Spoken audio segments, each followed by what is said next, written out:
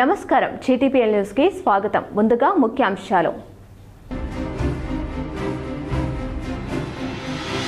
కరీంనగర్లో బీజేపీ జిల్లా కార్యాలయానికి భూమి పూజ చేసిన కేంద్ర మంత్రి బండి సంజయ్.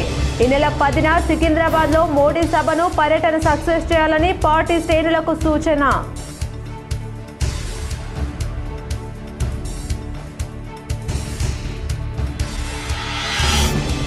కరీంనగర్ జ్యువెలరీ షాప్ లో భారీ చోరీ, కాల్పులు జరిపి నలుగురిని గాయపరిచి కేజీ బంగారం ఎత్తుకెళ్లిన 5 దుండగులు.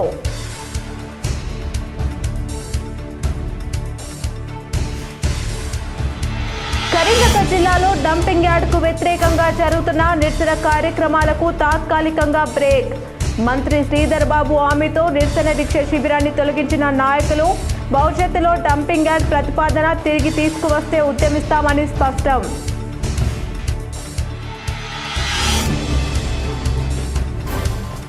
కరీంనగర్ జిల్లా వ్యాప్తంగా పోలీసుల నాకాబందీ, భారీగా వాహనాలు సీజ్, 139 కేసులు నమోదు.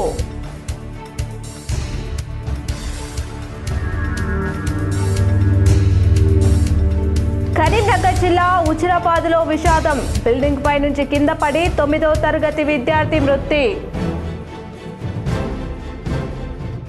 కరీంనగర్లో దొంగలు రెచ్చిపోయారు. పట్టపగలు పీఎంజే జ్యువెలరీ షాప్లో కాల్పులు జరిపి చోరీకి పాల్పడ్డారు. దాదాపు కేజీ బంగారాన్ని ఎత్తుకెళ్లారు. కరీంనగర్ చైతన్యపురిలో పీఎంజే జ్యువెలరీ షాప్లో భారీ చోరీ జరిగింది. 5 దుండగులు బంగారం కొంటున్నట్లు నటించి షాప్లోకి ప్రవేశించి కాల్పులు జరిపి చోరీకి పాల్పడ్డారు. దొంగలు జరిపిన కాల్పులో జ్యువెలరీ షాప్ మేనేజర్ ముస్తాక్తో పాటు 4 గాయపడ్డారు. 4 పరిస్థితి ప్రస్తుతం నిలకడగా ఉంది. కరీంనగర్లోని ప్రైవేట్ ఆసుపత్రిలో చికిత్స పొందుతున్నారు. కేంద్ర హోంశాఖ సహాయ మంత్రి బండి సంజయ్ క్యాంప్ కార్యాలయం సమీపంలోనే చోరీ జరగడం కలకలం సృష్టిస్తోంది. ఉదయం షాప్ తెరిచిన కొద్దిసేపటికే 5 దుండగులు పిస్టల్స్తో షాప్లోకి ప్రవేశించి గోల్డ్ కొంటున్నట్లు ప్రవర్తించి సిబ్బందిని తమ ఆధీనంలో తీసుకుని చోరీకి పాల్పడినట్లు పోలీసులు తెలిపారు. సిబ్బంది తిరగబడడంతో కాల్పులు జరిపారు. పెనుగులాట జరిగినట్లు సీసీ కెమెరాలో రికార్డైంది.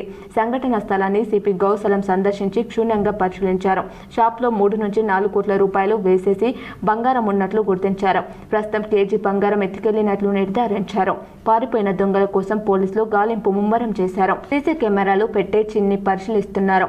కమాండ్ కంట్రోల్ రూమ్ ద్వారా నగరంలో ఎటువైపు వెళ్లారని ఆరా తీస్తున్నారు. త్వరలోనే పట్టుకుంటామని సిపి గౌసలం స్పష్టం చేశారు. 4 ఫేస్లు సీసీ కెమెరాలో రికార్డ్ అయ్యాయి. 1 మాత్రమే మాస్క్ ధరించారని తెలిపారు. అంతరాష్ట్ర మూటానే ఈ సంఘటన పాల్పడినట్లు భావిస్తున్నట్లు తెలిపారు. 4 బృందాలతో గాలి చర్యలు ముమ్మరం చేసినట్లు ప్రకటించారు. Karimnagar PMJ jewellery shop crime సీన్ను పరిశీలించి బాధితులను ఐజీపీ చంద్రశేఖర్ రెడ్డి పరామర్శించారు. Telangana multi zone 1 IGP Chandrashekar Reddy కరీంనగర్లో చోరీ జరిగిన ప్రాంతాన్ని సందర్శించి పరిశీలించారు. సిపి గౌసాలంతో కలిసి క్రైమ్ సీన్ను క్షుణ్ణంగా పరిశీలించి దర్యాప్తు పురోగతిపై అధికారులకు కీలక ఆదేశాలు జారీ చేశారు. అనంతరం ఐజీపీ స్థానిక ఆసుపత్రిని సందర్శించి దొంగల కాల్పుల్లో గాయపడి చికిత్స పొందుతున్న బాధితులను పరామర్శించారు. వారి ఆరోగ్య పరిస్థితి గురించి వైద్యులను అడిగి తెలుసుకున్నారు. బాధితులకు మెరుగైన వైద్యం అందించాలని సూచిస్తూ వారికి న్యాయం జరుగుతుందని భరోసా ఇచ్చారు. కరీంనగర్లో ప్రభుత్వ వైఫల్యంతోనే భారీ చోరీలు జరుగుతున్నాయని ఎమ్మెల్యే గంగుల కమలాకర్ ఆరోపించారు. కరీంనగర్లోని జ్యువెలరీ షాప్లో భారీ చోరీ, కాల్పులు ఘటన రాజకీయంగా దుమారం రేపుతోంది. అధికార విపక్షాలు పరస్పర విమర్శలు చేస్తున్నాయి. కరీంనగర్లో చోరీ జరిగిన పీఎంజే జ్యువెలరీ షాప్ను మాజీ మంత్రి, కరీంనగర్ ఎమ్మెల్యే గంగుల కమలాకర్, డీసీసీ అధ్యక్షులు చొప్పదండి ఎమ్మెల్యే మేడిపల్లి సత్యం సందర్శించి పరిశీలించారు. చోరీ జరిగిన తీరుపై ఆరా తీశారు. సిపి గౌసాలంతో మాట్లాడి జరిగిన ఘటనపై ఆందోళన వ్యక్తం చేశారు. గోల్డ్ కావాలని అడిగి తుపాకులతో బెదిరించి కాల్పులు జరిపి చోరీకి పాల్పడడం విచారకరమైన విషయమన్నారు. గంగుల కమలాకర్ సిబ్బంది ధైర్యంతో తిరగబడ్డాలని, గాయపడ్డారు, త్వరగా కోలుకోవాలని కోరారు. నిఘా వైఫల్యం అనడం లేదు కానీ పట్టపగలు చోరీ జరగడం ప్రభుత్వ వైఫల్యంగా భావిస్తున్నామని గంగుల కమలాకర్ విమర్శించారు. ప్రజలకు, వ్యాపారులు, ఆస్తులకు భద్రత కల్పించాలని కోరారు. గంగుల విమర్శలపై మేడిపల్లి సత్యం స్పందించారు. అనుకోని ఘటనను ప్రభుత్వానికి ఆపాదించడం సమంజసం కాదన్నారు. జరిగిన ఘటనపై సమగ్ర విచారణ జరిపి దోషులను వెంటనే పట్టుకొని కఠినంగా శిక్షించడం జరుగుతుందని తెలిపారు. ప్రభుత్వం వెనువెంటనే ఈ భయాందోళనను తీసివేసే విధంగా ప్రయత్నాలు చేయాలి.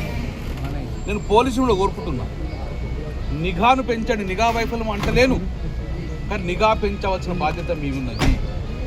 ప్రశాంతంగా ఉన్న కరీంనగర్ నగరాన్ని దోపిడీ దొంగలు శైర విహారం చేసి పట్టపగలే తుపాకులతోటి ఎత్తుకపోవడం చాలా బాధాకరం. అందులో 4 వ్యక్తులు ఎవరైతే మేనేజరు ముస్తాక్ అని, కమల్ అని, రాజేష్ అని, మధుకర్ అని వీళ్ళందరినీ కూడా షూట్ చేయడం జరిగింది.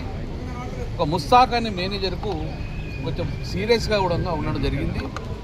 సో భగవంతు దయలో వాళ్ళందరూ కోరుకోవాలని చెప్పేసి ట్రీట్మెంట్ మంచిగా ఇవ్వాలని చెప్పడంగా మేము కోరుతున్నాం. మేము కూడా మళ్ళీ వర్తిస్తాం. ఒకటి మాత్రం చెప్పగలుగుతాం, కరీంనగర్ స్మార్ట్ సిటీ అయింది. కరీంనగర్ స్మార్ట్ సిటీలో ప్రధాన అంశము కరీంనగర్ భద్రత. కరీంనగర్ భద్రత అనేది ప్రధాన అంశం, డెవలప్మెంట్తో పాటు ప్రధాన అంశం. దాంట్లో భాగంగా నేను మంత్రిగా ఉన్నప్పుడు 711 కెమెరాలు పెట్టించిన టౌన్లో, 711. ఈ కెమెరాలు నిఘా నిరంతరం చేస్తూ కూడా దీనికి కమాండ్ కంట్రోల్ నేనే ఆ రోజు ఓపెన్ చేసిన. కమాండ్ కంట్రోల్ మున్సిపాల్లో కమాండ్ కంట్రోల్ పెట్టింది దేనికోసం అంటే కరీంనగర్లో ఎక్కడ చిన్న డ్రాప్ వచ్చినా, ఒక అగంత కూడా వచ్చినా, ఒక అప్రమత్తమైన విధంగా ఈరోజు ఆ కమాండ్ కంట్రోల్ ఉండాలి. ఏం చేస్తుంది కమాండ్ కంట్రోల్? ఏమైంది కమాండ్ కంట్రోల్? జగిత్యాలలో ఆస్తి వివాదంతో మృతదేహాన్ని ఇంటి ఆవరణలో పూడ్చిపెట్టేందుకు యత్నించారు. వివరాలు ఇలా ఉన్నాయి. జగిత్యాల వంజరివాడకు చెందిన తుదిగేని మాధురి మృతి ఆస్తి వివాదం ఆందోళనకు దారితీసింది. మహిళ అనారోగ్యంతో మరణించగా మృతురాలి భర్త రాజు 3 సంవత్సరాల క్రితమే మరణించాడు. అయితే ఆస్తిని మృతురాలి కొడుకు ధీరజ్కు కాకుండా ఆడబిడ్డలకు ఇస్తానని అత్త చెప్పడంతో వివాదం తలెత్తింది. ఆగ్రహించిన మృతురాలి బంధువులు, స్థానికులు మృతదేహాన్ని ఇంటి ఆవరణలోనే గొయ్యి తీసి పూడ్చిపెట్టేందుకు ప్రయత్నించారు. దీంతో కుటుంబ సభ్యుల మధ్య తీవ్ర వాగ్వాదం చోటు చేసుకుంది. సమాచారం తెలుసుకున్న పోలీసులు ఘటనా స్థలానికి చేరుకొని మాట్లాడి నచ్చజెప్పే ప్రయత్నం చేసి సమస్యను పరిష్కరించే ప్రయత్నం చేశారు. ఆస్తిని మృతురాలి కొడుకు ధీరజ్కు ఇచ్చి సమస్యను పరిష్కరించాలని మృతురాలి బంధువులు, స్థానికులు పోలీసులను కోరారు. పోలీసులు ఇరు వర్గాలను సంతాయించి అంత్యక్రియలు పూర్తి చేశారు. ఆడకట్టు మనుషులం అందరం కొట్లాడేది కూడా ఆ బాబుకు న్యాయం కావాలి. ఇంట్లోకెళ్ళి ₹1 కూడా ఆడబిడ్డలకు సంబంధం లేదు. ఇల్లు మొత్తం ఆ బాబుకే రావాలి. అలానే ఒక ఇంటికి ఇచ్చినాం, వాళ్ళకు ఇంట్లోకెళ్ళి ₹1 అవసరం లేదు. వాళ్ళు ప్రేమ చూసుకుంటే ఇంత చీరరాయిగా పెడతాడు పిల్లగాడు, కానీ ఎవరైనా పెరిగినప్పటికీ ఇప్పుడు ఆయనకే లేదు. కాదమ్మా, ఇప్పుడు ఇక్కడనే పూడి పెడతా అంటారు కదా.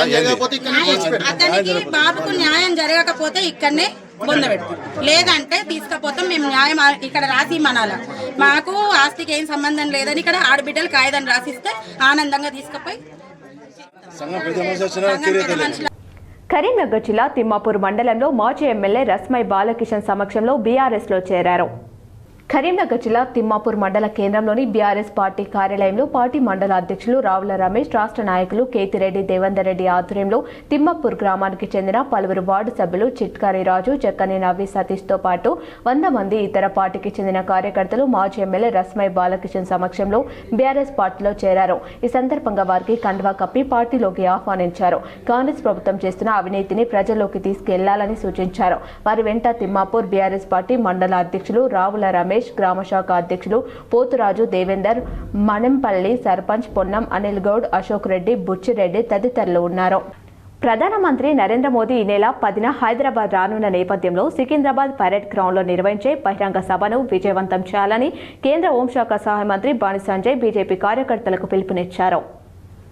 కరీంనగర్లో పర్యటించిన కేంద్ర మంత్రి బండి సంజయ్ పలు కార్యక్రమాల్లో పాల్గొన్నారు. గాయత్రీనగర్లో బీజేపీ జిల్లా కార్యాలయ నూతన భవన నిర్మాణానికి భూమి పూజ చేసి జ్యోతి నగర్లో పలు అభివృద్ధి పనులకు శంకుస్థాపన చేశారు. అనంతరం పార్టీ శ్రేణులతో సమావేశమై రాష్ట్రంలోని ప్రతి కార్యకర్త స్వచ్ఛందంగా సభకు తరలి రావాలని కోరారు.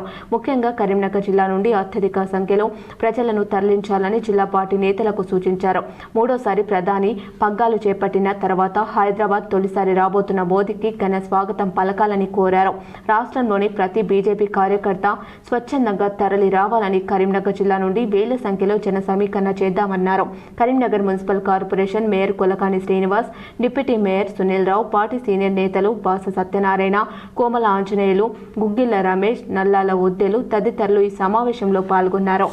కరీంనగర్ జిల్లా హుజురాబాద్లో విషాదం అలుముకుంది. బిల్డింగ్ పై నుంచి కింద పడి 9వ తరగతి విద్యార్థి మృతి చెందాడు.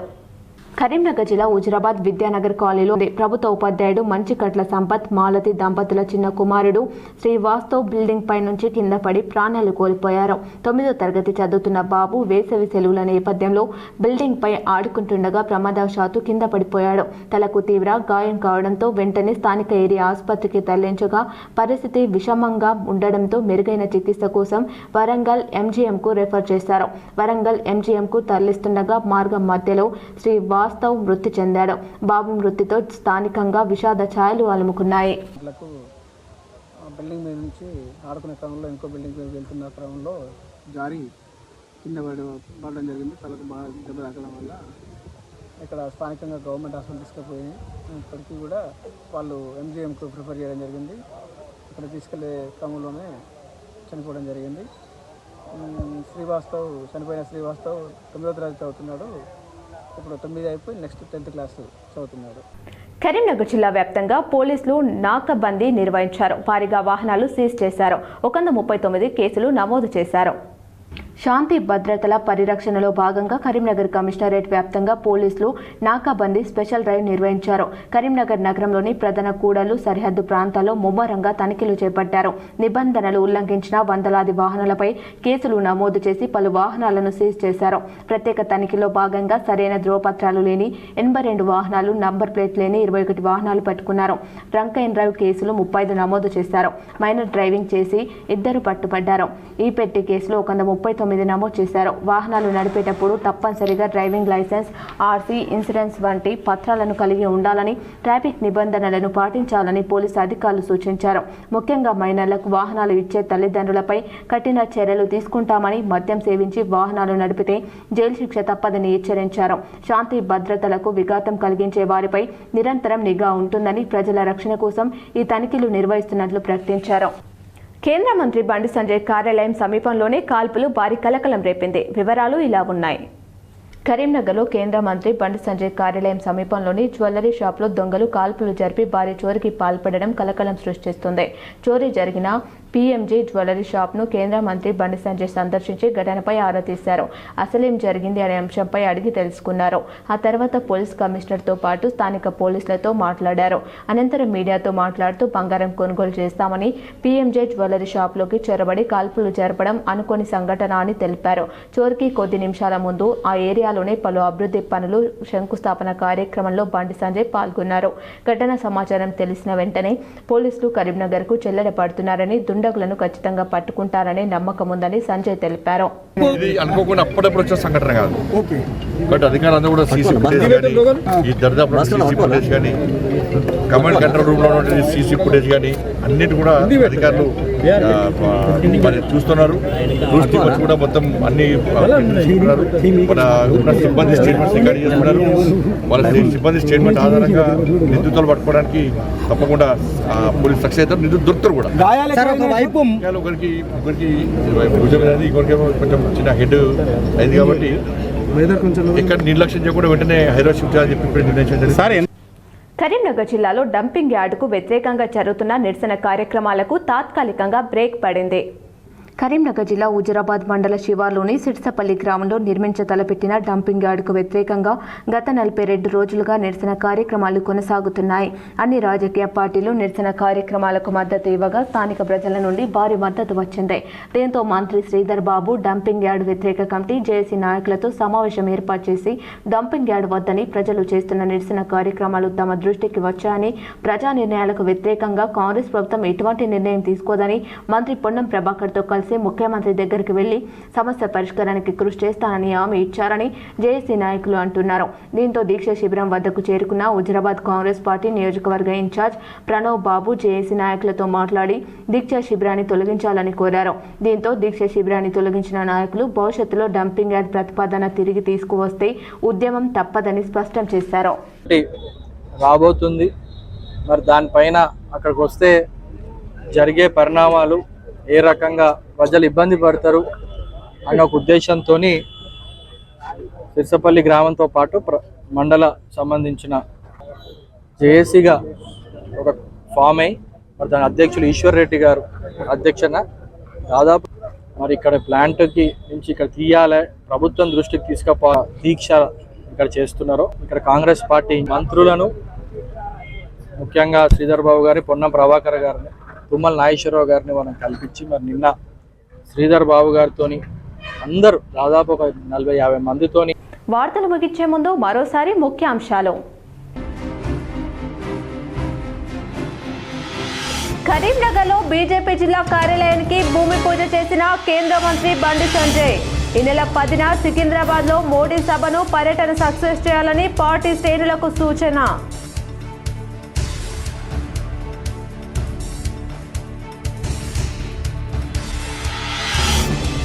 కరీంనగర్ జ్యువెలరీ షాప్ లో భారీ చోరీ, కాల్పులు జరిపి 4గురిని గాయపరిచి కేజీ బంగారం ఎత్తుకెళ్లిన 5గురు దుండగులు.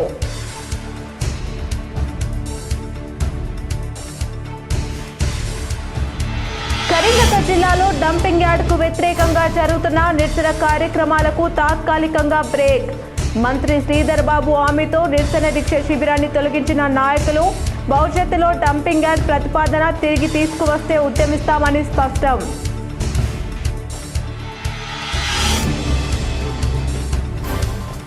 కరీంనగర్ జిల్లా వ్యాప్తంగా పోలీసుల నాకాబందీ, భారీగా వాహనాలు సీజ్, 139 కేసులు నమోదు.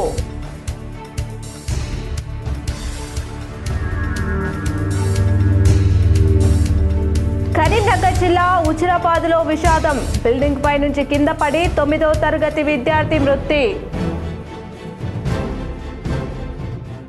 ఈ వార్తలు ఇంతటితో సమాప్తం. తిరిగి ప్రసారమయ్యే వార్తలు మళ్ళీ కలుద్దాం. చూస్తూనే ఉండండి మీ GTPL.